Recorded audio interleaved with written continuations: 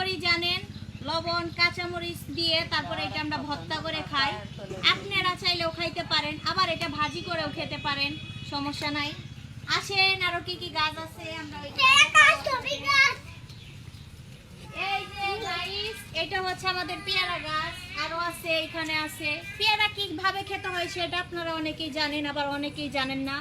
পেয়ারা আপনারা প্রথমে পারবেন, পরিষ্কার পানি দিয়ে ধুবেন, ধোয়ার পর বটি দিয়ে কেটে লবণ মরিচ দিয়ে সেটা আপনারা ভর্তা করেও খেতে পারেন, বা হাতে নিয়ে আপেলের মতো কামড়েও খেতে পারেন। তো গাইস, এটা হচ্ছে আমাদের আম গাছ। তো আম কিভাবে খেতে হয় সেটাও আপনারা জানেন। আম পাকা আম সেটা হচ্ছে দুধ দিয়ে চিপড়ে খেতে হয়, আর কাঁচা আম যদি থাকে সেটা আপনারা কাটবেন, কুচি কুচি করে কেটে কাঁচা মরিচ লবণ দিয়ে ভর্তা করে খাবেন, সেইটা আপনারা অনেকেই জানেন। আপাতত আজকের ভিডিও এই পর্যন্তই। আগামীকাল আরো অনেক রকমের ফল দেখাবো, কিভাবে খেতে হয় সেগুলো আপনাদেরকে জানাবো।